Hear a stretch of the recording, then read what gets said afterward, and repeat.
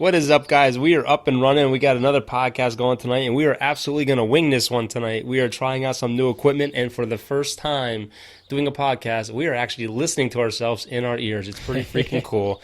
Hit the beat. Been lit, boy. Everything goes. We now return you to regular programming. I always love how our intros are. You know how many outtakes we do just for the intros? It's funny when I press record and I look at you, and the first thing we do is, "What is up, guys?" and welcome back to everything. It's almost like we're doing a vlog. No, what's cool is that we got this new equipment, and now we both are wearing headphones, and we hear our voices currently in our head. So it's like we're getting a sneak peek of what we're going to be listening to later. But it's awesome. It's really awesome. It's cool now, too, because we take phone calls now, and we don't have to go from the phone to the speaker to the microphone. Everything is all in one circuit now, and it is just fantastic. It's just a matter of trying to figure out what all these damn buttons do. There's about 50 buttons over here, and I'm not sure what they do. So we'll just play it by ear. And we'll go from there. I really don't even have any notes. He has all the notes today. We're kind of just gonna this is what I love about our podcast. It's kind of like you come to our house and we just sit down and talk sports. It's like right off the noggin. I think the biggest thing we should start with right now is: do you agree with Clint Frazier getting sent down? It was going to happen. They just sent down another player today. That Talkman went down. Giancarlo's back today. They're saying Judge is going to be back by Saturday. Judge says he's 100%. Yeah, so he's going to be back, and they have a huge series with Tampa Bay, and they have a huge series with Houston coming up. I got to turn my volume off on my phone. Yeah, guys, someone just struck out New York Yankee Stadium. I feel really bad for Frazier. If you watch that video, you could tell he's really mad, and I would be mad too. You know what? I don't agree with it. I really what I think about this is, I like Maben. I think Maben's doing good enough that you could have traded Maben for cash. You have Giancarlo and you have Judge coming back. They're both coming off injuries. I think that I think it would have been better to get traded rather than get sent down. I mean, he deleted everything off his Instagram, so I got a feeling he's talking to his agent right now, saying he wants to get traded. Well, number one, the Yankees, they shouldn't trade him. They better not trade him, because the way our outfield is, we have age, we have people that are always hurt, and we always need these young guys to come up. Frazier is a great hitter, don't get me wrong, but he still has to work on his mechanics in the outfield. He's not a good everyday outfield player, so he can get that everyday practice down at AAA. Maben is batting .300. He's on a tear lately. He's had 3 games with 3 home runs in a row. He's a great defender. He can play all fields. That's a guy you got to let stick around. You could have traded him. Listen, Frazier is his first full year playing Kendrick baseball. Morales should be gone. I mean, he's batting .194. He's on the IL. He should be gone. I don't even know why we still have him. Yeah. I think the Yankees' plan is they want to keep 12 or 13 relievers and pitchers up, so you're in a pinch. You got to send somebody down, and it was bound to happen, and he knew it was going to happen. No, he didn't. He was Well, shocked. he even said himself, he's like, I was expecting it more when Stanton and Judge came back, which basically is going to happen this weekend. Well, she asked him, did you think that this was going to happen because of Encarnacion? He said, no. I expected it might have happened when Judge and Stanton came back. But, dude, his first full season, he's batting .283 with 11 home runs. I understand his defense struggle a little bit. But Clint Frazier, dude, he's a young, good prospect that I think that we're kind of screwing him over right now. He's not being screwed over. It's not like he's struggling to the point that we need to send him down. If you look at this lineup, who else are you sending? I mean, if it was me and I was the GM, and I'm sorry, I'm a Gardner fan, Gardner would have to go. I mean, he's batting barely .240. And I agree with that. I would rather keep Frazier up than Gardner. But what are you going to do with Gardner? You can't trade him. Why can't you? Listen, if Adam Jones can get picked up, 36 years old. If Adam Jones can get picked up by a team, Brett Gardner can get picked up by a team. Adam Jones is a lot different. He's a lot younger. He's not. They're the same age. There's no way anyone's going to trade for Gardner. My biggest thing is, why keep up Tauchman and Morales? That's got to be slapping the face of Frazier. Knowing Tauchman's still up there, but you're not. Well, Morales is on the IL. I don't even know if he takes a roster spot when he's on the IL, but I'm sorry. If it was out of Frazier and Maben's batting 299. I would keep Maben up. He steals bases, and he's a better defender. I mean, the thing with Maben though is that Maben's been on so many different teams. He has up and down. So what? Frazier's so much younger. You can't look at what his past was. You have to look at what the present is. As the present right now is he's batting 299 or 300. He's putting up great numbers. He's a steal. He can steal bases. And you know what? He's a great defender. And look at all the games in the past where Frazier played. He was pulled halfway through the game for Maben to come in for defensive reasons because we've had games blown because of Frazier's mishaps in the outfield. As much as I want an ace, I really hope they don't trade Clint Frazier. No. I hope that they get on good terms. I hope he's not talking to his agent saying he wants to trade because I got a feeling that's what he's doing. Well, I don't know what the control is, how much control we have over him for the next couple of years. I don't know what his numbers are, what his deal was, but letting him go would be horrible. Like I said, we have too many injuries every year in our outfield. I mean, Judge the last 2 years, Stanton can't stay healthy. Hicks, he's another one who got a good extension and he can't stay healthy. Gardner's the only one who really is the go-to guy, but he's just not putting up the numbers anymore because he is aging. Yeah, I mean, moving on from Frazier and the drama with that, I think you look at the Yankees lineup, and we have such a dominant lineup now. I mean, you get Encarnacion, who's got like 20 home runs leading the league. And that was a steal. That was a freaking steal. I mean, Seattle's paying most at $30 million. Yeah, and if things don't work out, we can do a $5 million buyout next year. But I that takes care of our problems at first base, and it takes care of our problems at DH. I mean, you think about the home runs total. You've Stanton, Judge, Gary Sanchez, Didi. You have Encarnacion. All these people that can hit 20 or more home runs. I mean, that's as a pitcher, how do you look at that lineup and think, how do I get through this right now? The only downside to that is, if you look at those numbers, look at the strikeouts. I mean, yeah, you're going to get a lot of strikeouts. There's a lot of strikeouts with power hitters. And another thing too, and we said give me a team full of DJ LeMahieu's. I'll take 9 of them. I love, we said this a little bit ago, but what sucks with all these home run hitters is you don't see a lot of steals to the Yankees.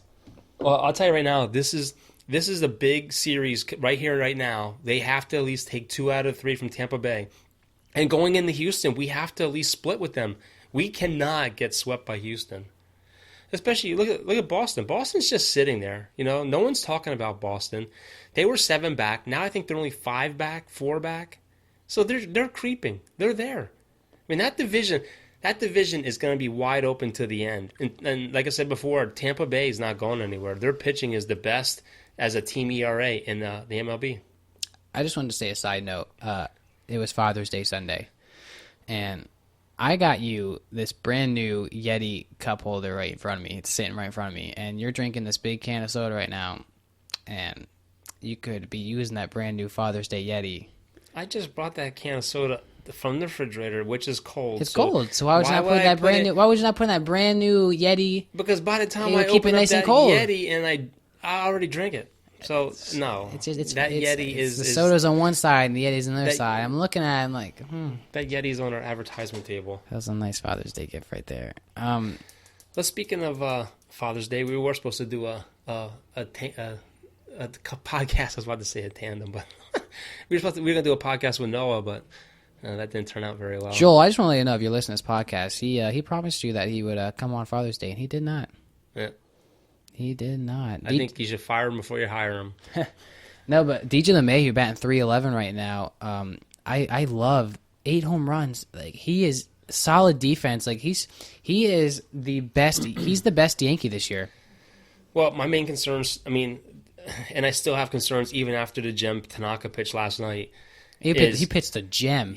We have got to get better pitching. Our pitchers have got to go further than 5 innings. I mean, he went 7 innings. No, who? Tanaka? Yeah. He pitched 9. Did he pitch all 9? Yes. Okay, I'm not going to lie. I sound stupid there, but I fell asleep at the 7th inning. I saw them warming up Ohtani for a second there. But I'm getting to my point where we have Herman. He's coming back. He's had a hip flexor. He's starting to feel better. He has no pain, no discomfort. But Jordan Montgomery, he had discomfort today throwing a bullpen session. We need pitching. Hap's all over the place. Sabathia, I still say Sabathia should be our long reliever, or a guy that, instead of starting Green, start Sabathia, let him pitch 3 innings, then go to our bullpen. Green's been lighting it up. Sabathia can't pitch. His numbers are going up, and I know Rudy's probably listening to this, probably shaking his head, but I've said it from the beginning of the season. I think it's time for him to move to the bullpen. I know it's his last year. Who are we talking? Oh, CC.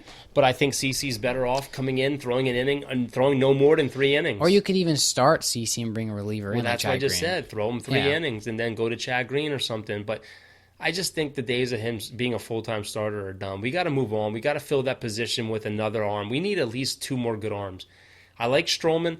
But I do not want to see us load up Toronto with some of our good players for Stroman. Listen, if we're giving Toronto like some AA, single A guys, I'm more than happy for that. I don't know. By the time they get to the pros, like it might be 4 years. And then they're talking about Wheeler. Wheeler's another one. His ERA is getting a little elevated. I feel like they're always interested in Wheeler though, and it's kind of like I don't want some nonchalant average pitcher. I want a superstar. I want someone that's going to come on there like a Max Scherzer, like a Stroman. Like I want someone that's going to bring swagger with them, and they're going to bring lights out with Severino and Tanaka, and we're going to be dominant like the Astros pitcher staff. Well, we'll never get anyone like a Max Scherzer because the asking price is going to be too high for him. Washington's not stupid. They're not just going to give away one of their best pitchers for nothing. They're going to want a large return. And I think the Yankees are looking for a piece, but they're looking for a second level piece. They don't want someone we're going to have to empty the farm system on. Boston's only 5.5 out now. They're 40 and 34. I know. That division's getting tight. The division's getting tight. Yeah. There's no more messing around. After the whole David Ortiz thing, like Boston's really like rallying up right now. But That's the a big momentum boost. The Yankees just wanted that funk with the White Sox. I mean, the White Sox are a great hitting team, but the White Sox are actually not that bad this year. It's just the Twins are taking off with that division. I understand that, but we should have won those games. We blew leads in those games, and we just shouldn't. Our bullpen is supposed to be one of the best, and we gotta play better. And I don't know. All right, since you have the notes today, what's next on the topic to talk about? Well, we could talk about softball. I mean, you hit your first home run yesterday in softball, even though I told Jesse it was probably a triple with an error. But I don't think it was an error, but I don't like to talk about myself. That's just rule number one. You don't want to talk about your home run? No, I don't like to be talked about. I like to just let my game play. Okay, well, I'll talk about you. You hit a hell of a shot, and I'm surprised for someone as skinny as you are. They look at you like you're not a hitter, and it was the same thing in baseball when you played. They look at you, watch out for the bunt. And you ripped one out over the outfielder's head. Good for you. But the old man still has a higher batting average than you. I don't think so. Okay, well, ask Jesse. Anyway, we're going to the NBA now. The NBA, and I wish Joel would call in. So Joel's busy. We tried to get Joel on today. Joel's busy right now. He's got a party going on. But Vegas right now has the Lakers as the favorite to win the championship next year, which I don't know. I don't think they have all the pieces. I mean, I think they have 2. They have LeBron and they have Davis. But what bench do they have besides Kuzma? They don't have much of a bench. Dude, listen, all I'm saying is that the Lakers, they're going to be a good team. I mean, you don't need a bench when you have AD and LeBron and Kuzma. I mean, they even are still going to try. They're going to try and go after Kawhi, but Kawhi's not going to go to Lakers. He said that he might not even meet with the Lakers, that it's going to come down to the Clippers and Toronto, that it's going to come down to the end for them. If I was Kawhi Leonard, though, I would, you know what? I would stay in Canada. I really would, because in the United States, you're competing, like all these states have teams. You're one team in Canada. You're having a whole country cheer for you. You Drake cheering for you. Yeah, Drake, whatever. But I'm not gonna lie. If I had Drake cheering for me, it'd be pretty cool. I'm just saying, you have a whole country behind you, where down here you have all these teams down here. I mean, that's got to be a cool feeling. I mean, they had over 1 million people at their parade the other day. I mean, it just sucks that you're so far from your family. And the sad thing at the parade was, of course, something stupid had to happen. 4 people ended up getting shot. And people got stampeded on because of the people getting shot, and it's just sad that this is what the world's come to. Did you? And then Drake flew his plane over. He has a big, but I guess Boeing 747. It's his own personal plane, and you have a plane that seats 200 some people, and you want to fly over the parade just to show everyone that you're there. Did you? Speaking of like having the whole country support you, did you see how when they were? What was it, like Game 6 or something, when they were at home and they had a chance to win it all, they did the Canada's national anthem, and like the guy was singing, and then he put the mic towards the crowd and let the crowd sing. Did you see that video? No. Dude, it is like instant goosebumps to see how loud the crowd was singing. It was amazing. I don't know. Like, I don't know why Kawhi. Like, I can't put myself in perspective with Kawhi. Like, I've never been an athlete where I've won a championship, but I'm one of the better players where I have the option to listen to my free agent talks. I think if you're Kawhi though, like, you definitely at least listen. Yeah. I mean, I'm sure he's gonna listen. I mean, yeah, you can go back. You can go back to Canada and you can play with the same exact team and win it all. But you could. Well, there's rumors he might sign a short-term deal with Toronto. I mean, he could sign a 2-year deal and opt out after the first if he wants to. I mean, he's got to be getting older. Well, I'm just saying, the ball's in his court. Yeah, exactly. That's what I'm trying to say. And the great thing about the NBA right now is Golden State, they're hurting. It's wide open now because let's face it, even if Durant opts to stay with them next year and he signs that contract to stay with them, he's not playing next year. Well, they said if Durant was smart, he would sign that opt because he might miss all he's year. He's going to make $31 million to sit the sit. bench. Klay Thompson's out with an ACL tear. He won't be out till at least, they're saying, March, maybe. So, there they go. I mean, there you are into the season. You're missing 2 of your studs. I think that they could still pull up good numbers with Steph Curry and Iguodala and Livingston. I think they could still put up good stats. Well, my thing is, who's going to take a chance on signing KD, knowing he's not going to play next year, and who knows, he might not be the same player. If I'm KD, I don't. I think I sign that opt. But I'm just saying, there's rumors that there's like 4 or 5 teams that are willing to pay him, even though he can't play next year. I said the Dallas Mavericks are one of them. I wouldn't pay him. I said in the last podcast, if you had the opportunity to sign KD to a 4 or 5 year deal where he can't get out of that, I'd sign him. I know that he might not be the same player, but dude, he's still going to be a great player for you. And my thing is like, why wouldn't a team like Houston, which there's so much supposedly drama going on down there about CP3 and everything, why wouldn't they stay together? Because this would be their best opportunity. They've gotten close so many times, and Golden State knocked them out. Now Golden State's a whole new team. So there's a lot of rumors going around today. At first, it was saying that CP3 requested for a trade and that him and Harden aren't getting along. But then it came out that CP3 said he didn't request for a trade, and then Bleacher Report tweeted out and said that Harden, after they lost to the Warriors, told the management that they need to pick between him and CP3 because they're not talking well. And Bleacher Report, they even posted a photo of it and wrote that, and CP3 commented saying, "I didn't even know that." So there's a lot of drama going on in Houston right now.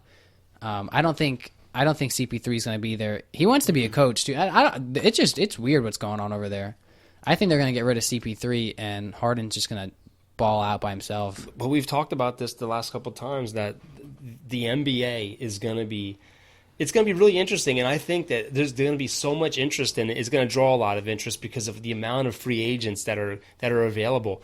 There was a report today that there was a moving truck outside of Kyrie Irving's house today. And when they asked where's the truck headed to, the moving driver said New York. So there's a good chance he's going to end up in either the Knicks or the Nets, and I think the Nets is where he wants to go. I think it'd be cool for the Knicks to see Madison Square Garden get good again. If he goes to the Nets, that's going to make Russell a free agent, which he hasn't been in the league long, so he wouldn't get a supermax deal. That'd be a good pickup for the Sixers. That'd be a good pickup for the Lakers. That'd be a good pickup for. He's not going to go to Lakers. Well, I'm just saying that would be a good pick. I know he was already not played even for that. LA, but it's just that you have AD and LeBron there. So why after being a star for the Nets and taking to the playoffs would you go to a team where you're not going to be a star? But it'd be a good pickup for the Sixers. Like Absolutely. say we lose Butler or somebody. We're going to lose Butler. If we lose one of them, that's a good pickup, and you're not going to pay him a lot of money. The problem if we lose Butler though is man, we're fine. We're fine. This is why I was talking with this over the weekend. I said if we lose Butler, say you re-sign JJ Redick, you get Tobias, and if you can get D'Angelo Russell, could you imagine him balling out with Ben Simmons and Embiid? That takes away the talk about Simmons having to shoot because you put the ball in Russell's hand and you have Simmons out in the court with him who can dunk. He can posterize people. You have Embiid in there who could do the same exact thing. He can even shoot the three. He's a playmaker. Our team right there, I think if you get Russell, I love Butler. I think Russell will be the spark on our team with that. I mean, him and Simmons, could you just imagine Russell shooting the threes, Simmons dunking with Embiid? Well, they're saying that the Sixers' key components that they need to find a good backup center for Embiid, and we need a good point guard. I don't think Boban's bad. What's funny is that he played and they didn't even play him in the postseason. Yeah, I don't know what happened there. I really don't. I think they were just sticking with their best players, which I think that ends up screwing you. I think you should play with what got you there. But what did another thing is wait? I wanted to say like it's kind of messed up that the Nets, you make it to the playoffs the first time in a while with Russell, and you're willing to sign Kyrie, and if you sign Kyrie, then you basically, they said that they're not going after Russell. Like, first of all, I think that if he plays with Kyrie, I think Kyrie will ruin him. My thing is, what are you improving? I mean, you made the playoffs with the team you had. You're going to get rid of one good guard, major guy that got you for there. Another one. I would rather have Russell, who's younger. Yeah, I mean, everywhere Kyrie Irving goes, it's problems. It's crazy how a franchise is so easily able to kick you out, and all the hard work you put in for them. That's like, we were just talking about Kemba Walker because he said he's willing to make a pay cut and stay with, what is it, the Hornets? What's that team? Yeah, they're saying that, but you said they don't have enough money, which sucks because Michael Jordan owning that team, like that's like him all over again. Let me finish. If he would come back, he would have to take less money, because if he went back and they signed him a max deal of $81 million, you're spending all of your cap. Your team is not going to the playoffs. Your team already is what it is. You're bringing back the same pieces for more money. How are you improving your team? Your best bet is to let him walk. Seriously. And the Lakers and Dallas Mavericks really want him. Let him walk. And then go from there. Because they're not a playoff team right now. It's crazy. And bringing him back is not going to get you to the playoffs. And it's just weird how they have bad contracts, because it's not like they have anyone huge on their team. Well, it goes by years played. Like all these guys that play, once you play 7 years in the NBA, you're guaranteed a max contract. Yeah. And that's the problem with the, I mean, I don't know if it's a problem. That's how the NBA is. I think it was awesome that he was willing, before they even told him that they don't have enough money. Just like that he wants to take a pay cut. If we sign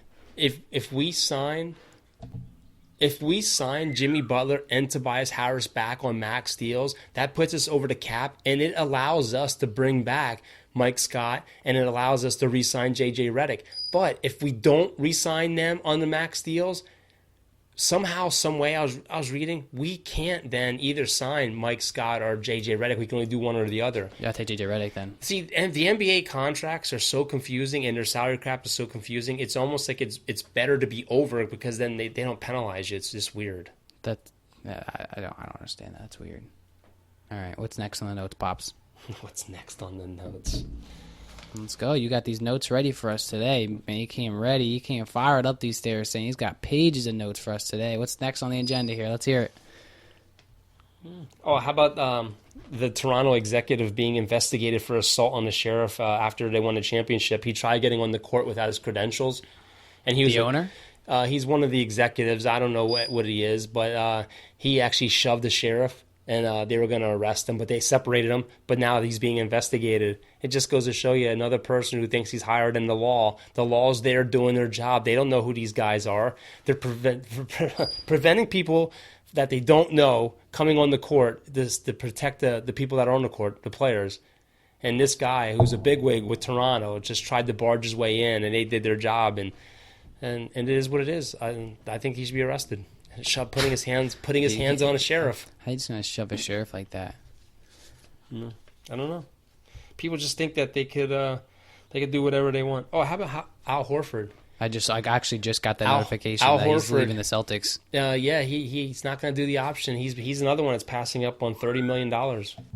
He's another big name, big person that's opting out of a team that was a playoff team. He's not bad either for how old he is. He's not bad at all. You think about it. Where's Boston going to be next year? I mean, they're going to lose Kyrie Irving, Al Horford. They're going to lose the pieces, and they actually had Tatum on the trade market to get Antonio Davis. I'm gonna tell you right now. I think the Celtics are going to be a whole new type of dangerous. I think with Kyrie leaving, you're going to see more Scary Terry, who's going to be really good. You still have Brown, and you still have Tatum, who is dominant. That team, and you have Gordon Hayward. That team is still lights out. Don't make that face. That team is lights out still. We never beat Boston. That team is still lights out. Scary Terry was so good 2 years ago when they started him in the playoffs. Well, it didn't matter. We didn't have to beat Boston. They still lost in the playoffs, so it doesn't I'm just matter. saying there's a lot of young key players in that team. Yeah. A lot. Well, the thing is it's, and this is for every team. How good is your bench? You know, how good's Boston's bench going to be? How good is the Sixers bench going to be? Because they have to improve that. Yeah. And players like T.J. McConnell that might not be there. I love him. So- One of my favorite players. So there might be a whole new. I mean, the Sixers are talking about trading up. They're talking about trading up. They have like 5 picks in the second round. They're talking about packaging their first round pick and a couple of the second round picks to move up into the teens to get another player. And I don't know. What was that whole Baker Mayfield drama you were talking about earlier? We'll get to that then. Okay. One dumb bird. One note about the Yankees though, they have hit 20 consecutive games. They've hit a home run. That's an MLB record. Yeah, we're gonna have to go back to the Yankees. One of our friends wants to call in and talk on the podcast, so we're waiting for him to come on. It's gonna be Mike from softball. That's gonna be his air name, Mike from softball. What sucks right now is that like with this new equipment, I can't hear you in my ear. Yeah, But don't change it though, because he's gonna come on. Are we on now? What? Are we on now? We're recording right now. Yeah, this is all Okay. live, guys. This is all fresh talk right now. But I hate to go back and talk about the Yankees again, but I know Mike's gonna be so excited to talk about the Yankees. all right, joining us on the phone today is Mike from our church softball league. How you doing, Mike? I'm doing great, man. How are you guys today? We're doing good. Awesome, Mike. Your air name's gonna be Mike from softball. That's gonna be your name. Dude, you should see my contact for you guys. So for each and every single one of you guys, I have your name, and then I have a yellow softball emoji. Pretty awesome. Am I Guardy Party? Not yet, because I don't know which one your number is, but it's happening tonight. We were talking about Clint Frazier getting sent down. What were your thoughts on Clint Frazier getting sent down? Well, it's funny because I was thinking about that this morning. I actually been thinking about it for a few days, and I have mixed feelings about it because as much as I love the kid, I think the Yankees have given him a few chances, especially in the outfield and down in Scranton. And I think what I came to the conclusion is that he was going to be sent down this week anyways when Judge and Stan would come down. I think this really would test his character in regards to where he stands as an MLB player, because I think he has the talent. I think he's a great athlete. I think the only thing that's missing for him is essentially the mechanics. You know, everybody could go out there and follow a ball, but it really is how you set your feet, how you're following the ball. Are you heels? Are you toes? So I think for him, it could be one of those trial and error things sent down, and it's going to be an emotional factor for him. But I believe that, you know, he just has to take a deep breath, go out in the outfield, learn from his other guys, and just wait to, you know, be called up. Well, the thing is he can go down and he can play at Scranton and he can play every day in the outfield and work on the things he needs to work on in mechanics. But like I said to Tyler, who would you rather have? Cameron Maybin, who's hot right now, batting over almost 300, and he could play defensively great in any position in the outfield, or a guy like Clint Frazier, who is actually being replaced by Maybin halfway through a game anyway. I thought we should have traded Maybin. I definitely thought we should have traded Maybin for cash at least and keep Frazier up. I just think Frazier's too good of a player. Yeah, it goes back to, as Yankees fans, it's mixed feelings because as much as I would like to have Clint on the main roster right now, I think what happens is Cameron has showed that he can actually play the outfield and actually swing the bat well. So to answer Chris's question, I think you got to Cameron for that veteran presence, but he's also swinging the bat well and playing defense, man. So well, you know what? I think if the way it went down was horrible, he went down first. But I think if Tauchman went down before him, I think it might have been easier to swallow then. You know what I mean? I think his feelings were hurt because he was the first one to go down. He was hitting the heck out of the ball. But Tauchman is a guy who stayed up an additional day or two. That was like a slap in the face because Tauchman is not as good as Frazier. I can tell you that. No, I totally agree. I think it was a tough pill to swallow that he got sent down first. I think that's where all the emotions kind of came into him, and that's where it really started for all of us as fans as Clint Frazier, and we all kind of took it the same way. But he was going to be sent down possibly last night. Tauchman got sent. Well, you know what? The person I really think has to go, and I hate to say this, but it has to happen, Brett Gardner. He's not the player he used to be. He's 36 years old. You know, I'd rather see Frazier stay up than Gardner. I mean, Gardner is only batting .233. He doesn't steal as many bases. He only has 6 stolen bases this year. I mean, Gardner's still a good veteran. He is. Though. He's a great veteran leader. He's Liable this, he's defense. that. But I think when it comes to reality of trying to win a championship, you can't keep holding on to these fan favorites. You got to move on. I think giving him another year deal was a horrible deal. But I think you could still hold him until like we absolutely need a trade. I mean, it's not like he's holding up a spot right now. Besides hold it back, Clint Frazier. My thing is what are you going to do when a healthy Estevan Florial comes back next year? Who knows if he'll be ready for MLB? They had him in spring training this year, and he looked great. I mean, maybe that's why they're thinking about trading Frazier. Agree about Brett Gardner. Yeah, I think with Brett is I don't know if he'll play any more baseball for the Yankees. I mean, you would want to see him play baseball, but I think this might be one of his last maybe 2 years. Here, I don't know. What do you guys think about that? I agree. I think they shouldn't. I mean, I don't think they should have gave him the deal to come back. To be honest with you, I think it was time. You know, his contract was up. Move on. Let's get the ball rolling, get these young kids up. Unfortunately, we had a couple injuries, so it did work out when he was here. But you have guys like Maben that can still play. Because let's face it, when Judge comes back, Maben's gone. They're going to get rid of him, most likely. I mean, it's either get rid of Maben or get rid of Gardner. So who are they gonna, they're going to keep the fan favorite. Because Maben's not going to go. He's not going to go down to Scranton. I mean, you never know. I think we might keep Gardner just because of the speed and the base running ability that he presents to us, especially once he gets on base. The problem is that Gardy hasn't gotten on base well this year, so I totally agree. I think in hindsight, you want to go back and just give Clint a little bit more time. I think Clint could play left field. I think what the Yankees have to stop doing is throwing this guy out in right field. Like, he's obviously not a good right fielder. I think we just need to stick to him at left and just work on his mechanics, man. And what's crazy is that they had stats, and they said when Frazier's in right field, he's one of the worst defenders in MLB, but he is outstanding when he plays in left field. So maybe he's just not comfortable playing in right field at Yankee Stadium. But if I'm not mistaken, left field is a bigger porch than right field. Well, maybe he's more comfortable with knowing there's more ground to run with. That's what I mean.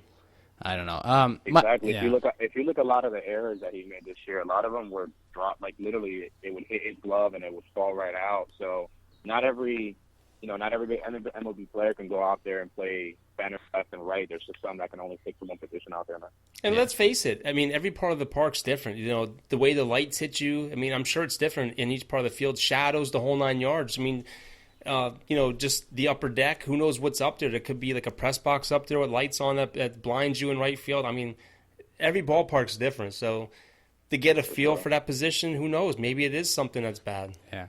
Mike, we were moving on from the Yankees. We were talking about how Kyrie Irving is possibly going to the Nets, or I mean, maybe even the Knicks. There was a moving truck at his house today. They were packing it up. They asked the moving drivers where this truck's going, and he said New York. Dude, that's going to be crazy. It's just what New York team is he going to, though, right? Well, Brooklyn. Is it? Hey, look, if he goes to Brooklyn, they got a good young team already. I think if Kyrie goes to the Nets, he could attract maybe 1 or 2 more players, even possibly KD, as crazy as that sounds. But yeah, I guess we're just gonna have to buckle up, boys. But would you, as the owner and the GM of the Brooklyn Nets, would you want to pay a KD $30 million or $40 million, depending on what deal he signs, to sit out next year? I think you do, and this is the reason why, right? He's still young, even though it's a tough injury, because I believe, isn't that the one that Kobe Bryant suffered from when he retired? Mm-hmm. Yeah. That's the tough part. I think you still go for it just because he's still young, and you hope for a good recovery for him, and you give him enough time. But how old is KD? Isn't he like 34? I don't know. Let me look that up, actually. Good question.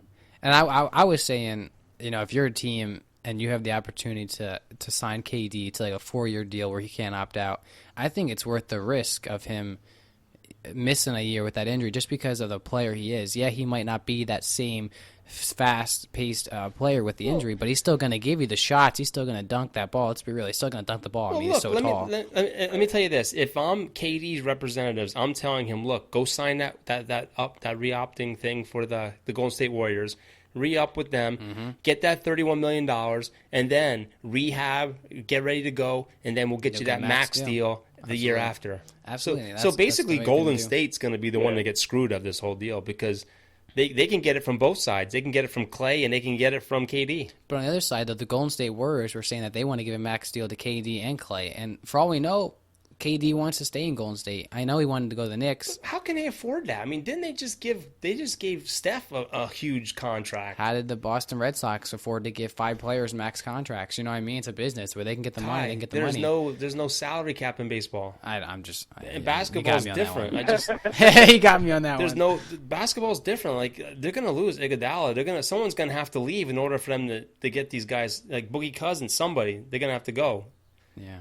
Yeah, I think the true question for Golden State is like how many of these guys can they afford at this point? And if KD's smart, it seems like every player's going for the money right now. I think if you're the Nets, you take a chance on him. He's going to be 31 in September. Okay. But he's still pretty young. Yeah, he's still young. So, But the problem is you don't know how he's going to come back from that. Everyone's different. Yeah. I mean, look at Porzingis. He's on his year and a half, 2 years almost, recovering from the same thing. Yeah, but you can also take this into perspective. it's like who's Porzingis at this point? But you got to think, too, like Des Bryant tore his Achilles, man. I mean, he's a lot older, and it's a more physical sport. And look at him. He's still training tough. Yeah, he's not. Are you having mic problems over there, Ty? You keep bumping it? Dude, no, it's just our headphones pick up every noise. But my thing is you think Golden State, I mean, if he does re-op, wouldn't you try to trade him? I mean, that'd be smart, maybe. Because damn straight, he's coming back for the money.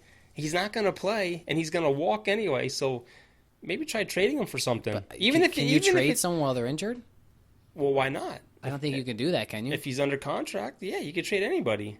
I thought it's up to the other team. I mean, look at Porzingis. Yeah. He got signed. He got signed by Dallas, and he was injured. That's true. Got you again. You did get me. Can Golden State afford to give a max deal to KD and Clay at the same time? That's really what it comes down to. But my thing is, and I said this to Tyler too, you think Houston will be licking their chops, man, because they were close, and they got knocked out twice by Golden State. You think now Golden State's a wounded champion. You think they would want to rerun it back and maybe get another piece with CP3? Right. But there's rumors I out totally there. agree, especially with the rumors of CP3 right now. That's a great thought. Yeah, we were talking about that earlier, how, like, if there's not chemistry there, then it's not going to work. It's like they're having bad chemistry right now. Because they're a good team. I think Houston would be probably the one that could challenge for the championship next year. Because who else in the West? Totally agree. Who else in the West is going to be good? I mean, Vegas for some reason it has the Lakers as the favorite to win championship. Dude, I'm telling you, but they're going to be good. They're going to be real good. Okay, LeBron is past his peak. You don't got to worry about LeBron. You got AD to go with LeBron. Okay, AD, what's he going to do? He's going to dunk the ball over everybody and shoot threes while LeBron's shooting threes. Did he win a championship in New Orleans by himself? Almost. No, he didn't. He got to the playoffs. So what? Sixers got to the playoffs and they weren't close. I'm just saying, man. I just think that people are jumping the gun on the Lakers. They don't got a bench, I don't know. I think that they got rid of one of their two best studs. I mean, I'm not saying that Lonzo Ball's a stud, but he's a great defender. And you got rid of Ingram, which was kind of growing in that system, and now it's really Kuzma and who else you got out there, So it's true. You gotta let these guys play it out and see what the Lakers do this season. And a lot of people trash Lonzo Ball, but it's more his dad that comes off rough against you. I mean, Lonzo Ball, he's a great baller. I mean, he can shoot the three. I know it's ugly, but he shoots it. He's a great defender, like you just said. Yeah, but he's another one. His first year, he played 52 games in the league. The second year, he only played 47. He has a problem staying healthy as well. Yeah. Same with Ingram. So they're going to New Orleans now, and you're not even guaranteed to get a full season out of these young kids. Yeah. And you look at the East. If Kawhi Leonard goes to the Clippers and the Boston Celtics, they lose Horford and Kyrie, and the Sixers re-up and reload, man, that's the Sixers division. That's the East for them. That's if the Sixers reload. Yeah. But if I'm Jimmy Butler and Tobias Harris, and I'm getting a 5-year deal for $190 million, and nobody else can offer me that, man. But the Lakers are saying they might go after Jimmy Butler and give him the max deal. Yeah, but they can't offer him more than $140 million. $140 million? I mean, I'll take that in a heartbeat. I'll take $190 any day. Oh, you just up? Yeah, listen, I'm a big Sixers fan, and I want to keep all of them. But at the end of the day, not only do you got to offer J.J. Redick and Tobias, you also have to look at J.J. Redick, right? You got to look at him, and you got to also look at Jimmy Butler and see what he's going to do. And Well, it's going to be a tough match for the Sixers this offseason. Yeah, and the thing is Sixers have 5 picks in the second round, so that you can work magic. I mean, for some reason in the NBA, if after the first 4 picks, everyone else in the draft sucks apparently, which makes no sense. But if you can get some good picks in the second round and you can put them into the G League and work with them and get them to fill your bench, it might be a good thing. Mike, let me ask you a question. What NFL team do you like? I grew up, actually, this is funny. So I grew up as a big Eagles fan growing up. As a kid. Hang the phone. Do you want us to hang up real quick? And then I met my fiance, and I slowly became a Giants fan. And ever since that, about 15 years ago, I've been a Giants fan since. So. All right, so that gives us a little. Well, funny story, but that's my NFL credentials, I guess. Well, we're actually in the process of working to trying to get Saquon to come on. It's a long shot. Yeah, it is a long shot, but I tell you what, if we can get that long shot, man, that'd be freaking amazing. That would be awesome. I don't think anything's a long shot. It's possible, man. It's possible. You guys can get it done. We're in contact with these people, but we never expected to have one pro athlete on. Now what do we have? 7 already? Oh, now we have Mike on, so Mike's the best person we've on yet. Yeah. Stop that. Hey, we always bring up Eli Manning. And you guys draft a quarterback the first round. A lot of people trash Eli Manning. I mean, you easily can, the way he kind of handles situations. But if you look at not his overall performance, but look at his stat-wise, he actually had some pretty good numbers last year. Do you consider Eli a huge problem, or is there other problems around him? Now, we're going to debate this. Oh, man, the New York Football Giants. Where do I start? Oh, boy. It's going to be tough to say this because I've been an Eli fan for a long time, but I think Eli Manning obviously is the problem. And I think the simple terminology for Eli is that the league has overpassed him. In other words, there's not a lot of drop-back quarterbacks like Eli Manning that can just stay in the pocket and throw it at that age anymore. You look at Drew Brees, best Aaron quarterback Rodgers, Dak Prescott. Oh, please don't say Carson that. Wentz. These guys can not only throw from the pocket, but when they're in trouble, they can move around, and that's where Eli has struggled for years. And I think the league has just caught on to him, and he gets these happy feet. And Eli obviously is a problem. I think at this point it's just the Giants respecting him and his tenure, allowing him to ride it all out and then ride in the sunset. But it's hurting the Giants at the end of the day because he's been in the league probably 2 or 3 years more than what he should have because the league has changed on him. All right. In my personal opinion. As a Cowboys fan, I'm going to come at you now, and I'm going to have to defend Eli. Eli last year had his best stats ever in his career without an offensive line. Now, the last 2 years, they actually drafted, then they updated their offensive line. You're going to see a new and improved Eli Manning this year. I mean, if you look at minicamp, he threw like 8 picks. Eli Manning has been running for his life for the last couple of years, and his best receiver last year was Saquon. When Saquon has over 90 receptions, there's a problem. But I think if you look at the times... But also keep in mind, Chris, a lot of those, when you watch those games, and I don't mean to interrupt, but a lot of those were dip and dunks to Saquon. Yeah. Like maybe 2 yards within, so a lot of it he got away with, and a lot of it helped with his stats. But you think about it. Because of that too. You think about it. You guys had no line. When you guys had a line, the guys when you guys had the Super Bowl runs and you guys looked good with Odell Beckham when you first got him, he had a line. He had protection. Eli can't even stand in that pocket for like 3 seconds before someone's in his face. So your line this year is going to be the telltale right here because you guys have such a good line now. Your line's upgraded. You had a lot of picks in the draft. So we'll see. We'll see how it works out. But I keep saying it, and I said again in the other podcast, I think with the guys' schedule, because it's not going to be that hard of a schedule because you just had a bad year, I think you guys are going to surprise people. I really do. I mean, the defensive side of the ball, you lost a lot. But if you can score runs, if you can score points, I think you're going to surprise a lot of people. And I think a lot of people only got the Giants really winning another 3 or 4 games this year. I think with the pieces that they added in the draft, they can win more than that. And I totally agree. I think Eli's going to have a breakout year. I think he's going to have probably the best year statistically to go out. Especially with his last year in his contract, he wants to go out with a bang, and he knows that he has the rookie quarterback that we got in the draft, and he knows he's sitting there ready to go if he needed to be. So he's going to have a lot of pressure, and you know how Eli does on the pressure. So we'll see how that goes. I'm gonna say my viewpoint on this right now. Like Mike said, I kind of feel like the league has kind of gotten a little too better for Eli. Eli's just a simple drop back quarterback. You say this about Dak a lot. You kind of say his alarm in his head doesn't go right, so he makes stupid decisions. I'm not saying Eli makes stupid decisions. I just think Eli isn't kind of making the same decision that Eli was making when he took the team to the Super Bowl. Like you said, like he does throw a lot of dump off passes to Saquon. That is because they have a bad offensive line, but there's also times that he has guys down the field wide open. And I think that's where we also had a lot of Odell Beckham problems because he wanted the ball and he was open. Stat-wise, Eli does have some really good stats. I think he just doesn't perform well in the games enough to get the wins. Well, I think with a young receiving core, a young good running back, I think you really need that clutch young quarterback, kind of like how Baker Mayfield turned the Browns around. He had such a momentum with him, and I think that's what the Giants are waiting for. Well, you guys just pay attention because there's going to be a kid. His name is Darius Slayton from Auburn that's signed by them. Apparently in minicamp, that kid has been lighting it up. He's been running past defenders, and he's been faster than Odell down the line, and Eli's been hitting him for touchdowns. So that's going to be a fantasy sleeper. But I seriously think that they're going to be a team. If they can get their defense somewhat better, the Giants are going to be a team that. They had 5 wins last year. I can easily see them getting 8 this year.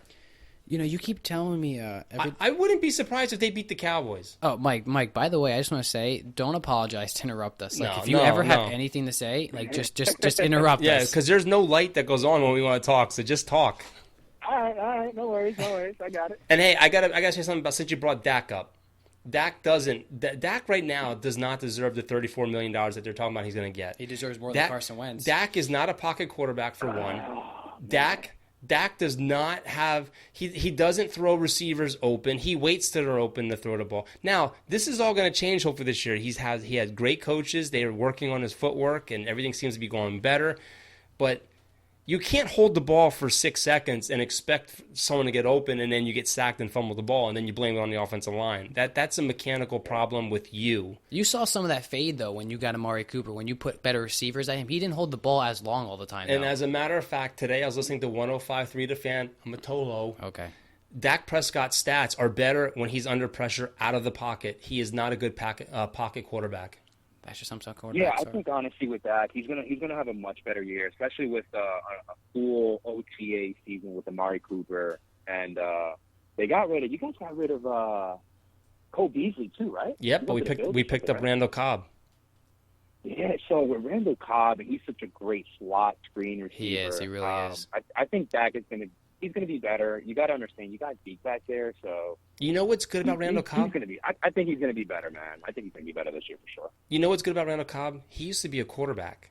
So he knows routes. He knows how to get himself open. He's going to do things that Cole Beasley didn't. Cole Beasley was your third down and short guy. Just did a quick slant. That was it. Cobb is going to a lot of big plays for you guys. Yeah, Cobb is going to get open down the field. And that's going to be huge. And I think with Gallup, you have Amari Cooper, and you have Randall Cobb. You also have veteran Jason Wynn, and you have Gallup. You have a lot of weapons now where if Dak doesn't perform now, like there's just something wrong with him. Because you have... Yeah, how do you guys feel about that with Jason Wynn? How do you guys... I like it. I mean, I like it. I don't know how I feel about it. He's going to play, but he's not going to play as a lot. Like, he's not going to be like a complete starter. I think he's going to be a mentor for the guys that are behind him, Schultz and Jarwin. I think it's a good move, and it doesn't hurt us. I mean, worst comes to worst, next year he retires. But they said he looks really, really good in camp. I did read about that. I like Jason Wynn. I do. I think bringing him on as a veteran appearance to train these younger guys is a really A+. I think the only time you really should use him is maybe like a third down, you need a first down, red zone type of plays. I wasn't like excited when I saw that. I'm not a Dallas fan, by the way, Mike. He's a goat. I don't care. He's a goat. He is a great tight end. I'm not going to get. He's probably a Hall of Fame. The guy never missed a game his whole career. I mean, that's not like, it wasn't like a big thing to me. Like, it's not like you just signed a superstar. I think that's awesome for your team for a veteran appearance. I think that really is. You know what ticks me off about football, though, is football and the salary cap. Because Dallas has so much young talent on this team that we're basically showcasing this talent for another team to pick up next year. Because I think next year we have like 3 or 4 cornerbacks that are up. And we're not going to have the money to pay these guys. So we're basically showcasing. Especially with Dak. Yeah. Dak, and then you got to sign Zeke, Amari Cooper. You know, you have all these guys that are going to want money. I mean, Byron Jones, he's another one. You know, they're saying that he could be the first $15 million corner. I think that you definitely need to keep Amari Cooper your top priority with Dak Prescott. I think Zeke, you can find another running back, but you don't have that great of receivers. You keep Amari Cooper.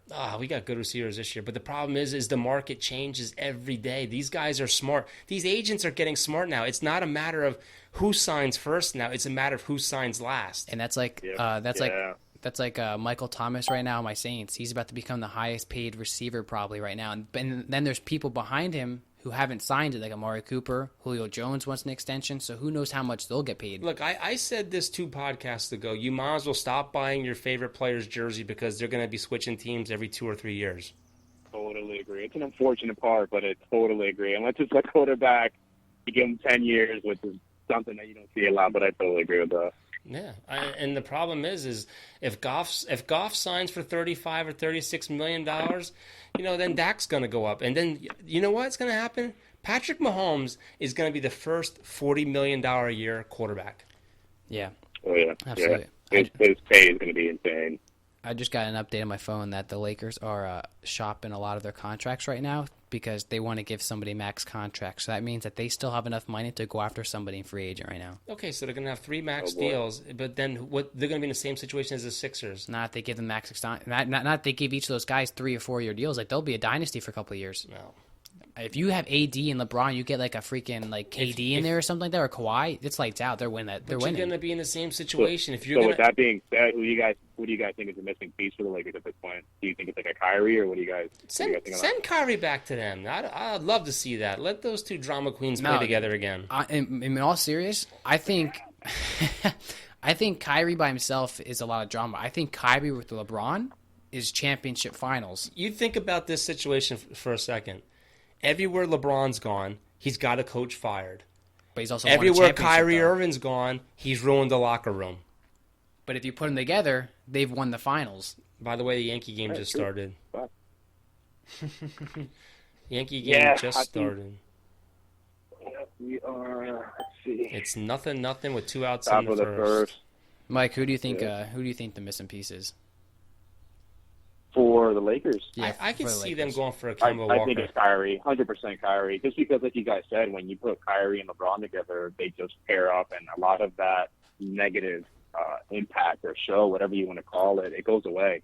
And what's funny, I think Kyrie could be the missing piece. And what's funny is that you have some of these duos like James Harden, CP3, that they'll have drama and it ruins them. But whenever LeBron and Kyrie had drama, it never ruined them. They're still best friends. They're still good teammates together. But if Kyrie goes to Brooklyn, could you imagine if the Sixers made a trade and send Simmons out for Kuzma? I'd take Kuzma, but I want Simmons. I wouldn't like that, just because I think with Ben, he's only one piece away from being a really good all-star, and that's just adjusting his shot and working on that elbow. I think once he gets his shot, if that ever does happen, I think but the problem is, if he can adjust his shot, he's just as good as a lot of players out there. I mean, it's crazy. He's our point guard. He never shoots the ball. But the problem is if we max out Butler and Harris, we're not going to have money to extend Simmons anyway. True. But I mean, the Sixers do have some money, especially from that big Comcast deal. I mean, that's another reason why the Phillies got a lot of money and all that. So the Sixers have money to play with. I think you got to bring back JJ Redick, and you got to bring back JJ Redick. Harris. Mike, the only one that's going to be tough is Jimmy Butler, man. I got to ask you a question, Mike. One time we talked about this on the podcast. If you had to trade Embiid or Simmons to get like a future point guard, if you had to pick one of those 2 to build around, who are you building around? I think I'm building around Embiid. I think it's easier. Oh, man. See, Tyler's whole plan was get rid of Embiid, make Simmons the center, and then, go from there. But you know what? I don't know anymore because Just because Embiid's been injured twice. I'm starting to think I think you're asking a lot from Ben Simmons at that point. Not only are you asking him to build a shot of some sort, but you're also asking him to get to the weight room. But I'm starting to think Embiid has arthritis in his knee. You know, his knee is bad. I mean, you don't even got to move Simmons to center. I'm just saying, like, if you had to pick one, I mean, Simmons is like every year he's getting better and better. Embiid's injured every year. Like that was my major point, is that like Simmons is just so dominant to the rim. You know what I can see the Sixers doing? You know, keep Simmons, but get yourself a center who's a little bit smaller than Embiid that is faster, that can play an up-tempo game. You know what I mean? Like, yeah. I think you can keep both, though, and you can still continue with that. I mean, look, the Sixers the last 2 years have made the playoffs. We got a little bit closer by adding Jimmy Butler. I think it was one lucky shot that essentially took us out of the playoffs and the finals contention. So I think we have the team. I think really in the bench, you got to bring – I like the Mike Scott kid. He was good. I just don't make sure you keep J.J. Redick. I think the Sixers have enough players to get back into the playoffs and I don't know why the Sixers. Why did they go small though? Like what happened to Boban? Why didn't they play Boban? I mean, why did you play Mike Scott at center at some times in the game? It made no sense. I think Mike Scott was hurt a lot of the postseason. I think he hurt his ankle before they went into the playoffs, and he really didn't get a lot of love in the postseason. Boban, that's a good question. I think Boban was more like with 2 minutes left of the quarter, they just wanted to throw him in, so that was always a head scratcher. All right, Mike, before we get to this podcast, I got to ask them real quick. Who is your MVP this year for MLB, AL, and NL, and who do you pick in to win the World Series? So who's my MVP for the AL and NL? Yep, and the NL. And then who do you have win the World Series this year? I'm going to try to be unbiased here as much as I can. No, it's okay. I think I picked the Yankees. I'm not going to lie. I picked the Yankees and the Nationals to go to the World Series. I picked the Nationals to win. Oh, man. So I think in the NL, the MVP has to be Christian Yelich. The kid is just unbelievable right now. And that's tough with Cody Bellinger out there. Yeah, Cody Bellinger's had a tremendous season, but Yelich has been consistent since he's been with the Brewers, and he hits the ball wherever he wants, opposite direction, center field, and he's lights out. Cody Bellinger's a good one, but I'm going to go right now with Christian Yelich. I think in the American League, man, it's tough. That's tough because there's not many like big names out there that's really dominating the AL. Rudy, if you're listening, I'm saying Gary Sanchez.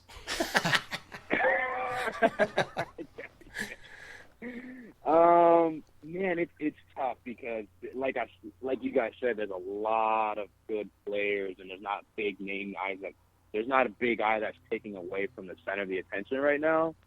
I mean, you could even vote for DJ LeMahieu. I mean, he doesn't have the home runs, but the way he's been playing. I was just thinking that, honestly. It's crazy that you said that, but I was like, he's been such a big energy booster for our team and been so consistent hitting the ball.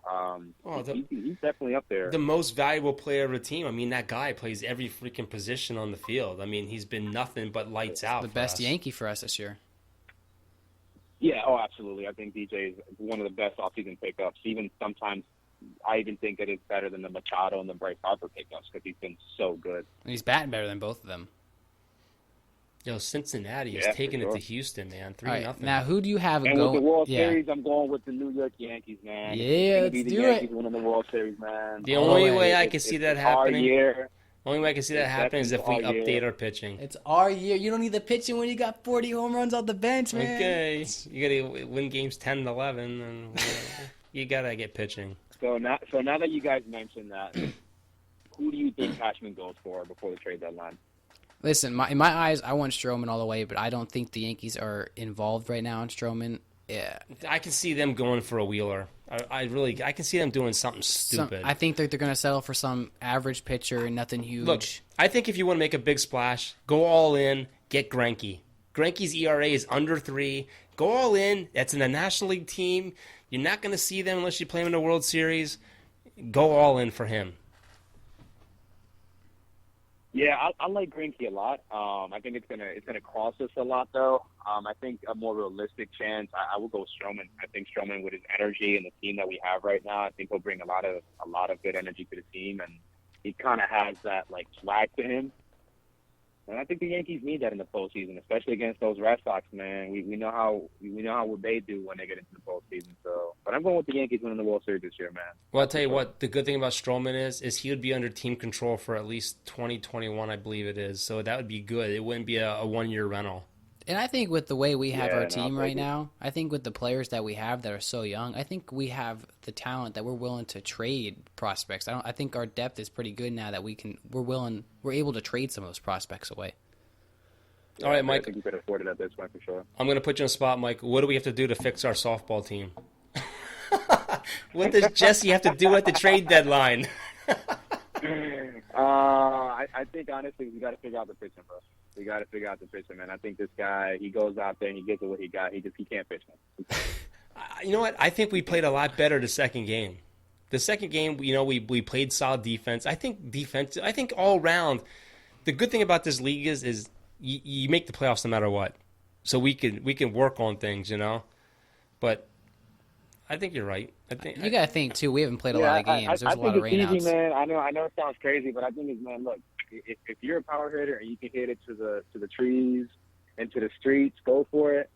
But if you see a lot of our guys, they're hitting balls and it's just pop-ups, and there's 4 outfielders in softball, man. That's the 90% chance of them catching the ball out there. So I think once we get it over the infield, we get guys that just want to get contact hit, and we get somebody that can pitch really good, like the guy from Weisenberg, I think we'll be set. Yeah, you're seeing a lot of little guys trying to hit deep balls that they can't, and we're popping up a lot. I think you just need it's softball. You can easily turn a single into a double. Just get on base. Well, you saw that in the second game. We Yes. were going right over the infield, and we were scoring runs. So that should tell you a lot. Well, you know what? I think the second game had a good. I caught the second game, so I was moving the target in and out. So I think that helped a lot. I don't think that. Are you saying Mike's a bad catcher? Because Mike was catching the first game. I saw Mike putting his finger up. He was intentionally walking your sluggers. No, but I noticed like the first game. I'm still getting adjusted to softball rules, man. So am I. Baseball my whole life, it's hard to get adjusted. I noticed that they were just dinking and dunking the first game, like the other team, and that's what the other team did the last game. They were just like dinking and dunking, and then the second game they tried hitting for power. Yeah, and it didn't work. Yep. All right, Mike. Well, it's been a blast having you on. We gotta get you on again soon. Nah, I'm totally down, and anytime you guys want, just reach out, and it's a pleasure to come on, man. No, now make sure you go tell your friends you were just on a famous podcast. Get them to like and share and subscribe. Will do. I'll see you guys Thursday night, man. All right, we'll see you, Mike. What happened? All right, go Yanks. Yankees are up 1-0. All right, see you, Mike. There we go. We'll take it. All right. See you guys. Bye. All right, guys, thank you for joining us on Everything Goes today. We had a pleasure just having a laid-back conversation today. Yeah, this one was just a test run, basically trying out our new equipment, seeing how it goes, seeing how it sounds, and seeing what changes we have to make. But it was fun, a lot of fun. I love just talking sports. It was nice that we don't have to kind of hold up a speaker to our mic and try and talk over it. Now we can just have a normal conversation with guys. But tomorrow we have another podcast we're doing, and we have 2 guests coming on tomorrow, so we have to get our stuff ready. And one of them is an NFL player, and the other one is a Whitehall. What would you call him? He's basically a celebrity of Whitehall. I mean, I guess that's what you want to call him. I don't know. Yeah, sure. that out. We're not going to edit this out. We keep it real up in here. Guys, you can follow us on our platforms, Spotify, iTunes, Google Music, YouTube. Subscribe to YouTube. We have a Facebook page. It's Everything Goes with a Z. Twitter, it's @GoesEverything. Izzyonthetrack hits us with a sick beat every week. Don't forget this. If you need a beat, hit him up. But see you tomorrow, guys, on our next podcast.